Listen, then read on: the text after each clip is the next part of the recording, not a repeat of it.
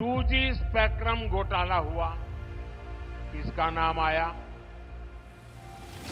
दिल्ली दरबार का संरक्षण और डीएमके परिवार की करतूत। देश में नेशनल हेराल्ड घोटाला हुआ, किसका नाम आया? कांग्रेस का सबसे बड़ा परिवार जो कांग्रेस पार्टी को चलाता है, उनका नाम आया।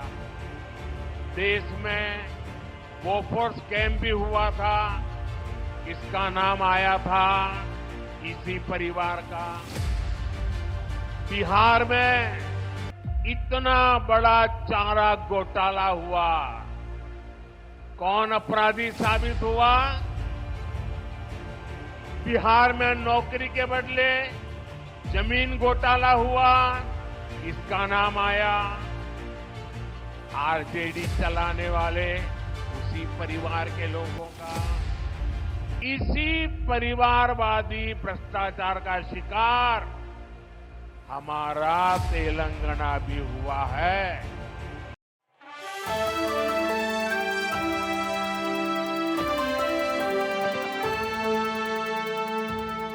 साथियों, परिवारवादी पार्टियां, परिवारवाद में डूबे लोग केवल देश को लूटने के लिए राजनीति में आए हैं।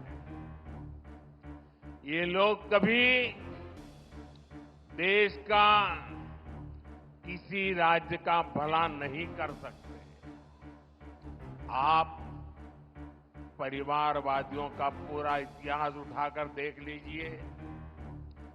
देश में जितने भी बड़े घोटाले हुए हैं, उनके पीछे कोई न कोई परिवारवादी पार्टी ही मिलेगी। आप जरा सोचना, कि मीडिया के मित्रों को भी मैं होमवर्क देके जाता हूं कि आप सोचिए, देश में लाखों करोड़ का 2G स्पेक्ट्रम घोटाला हुआ, किसका नाम आया? दिल्ली दरबार का संरक्षण और डीएमके परिवार की करतूत। देश में नेशनल हेराल्ड घोटाला हुआ, किसका नाम आया? कांग्रेस का सबसे बड़ा परिवार जो कांग्रेस पार्टी को चलाता है, उनका नाम आया। देश में बोफोर्स स्कैम भी हुआ था, इसका नाम आया था इसी परिवार का।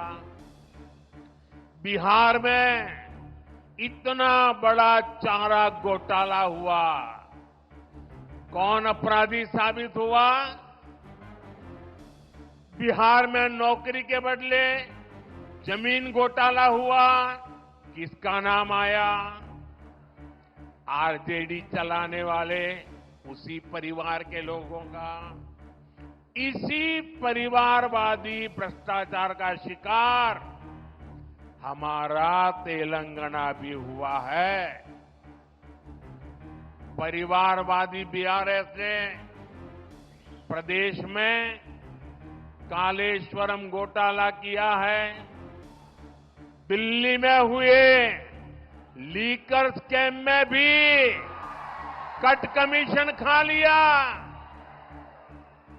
इसलिए कांग्रेस हो या बीआरएस,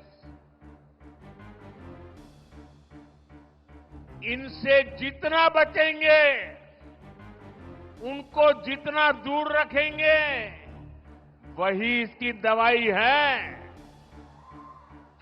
इसलिए 13 मई को आपको वोटिंग के दिन याद रखना है, बीजेपी को जिताना है।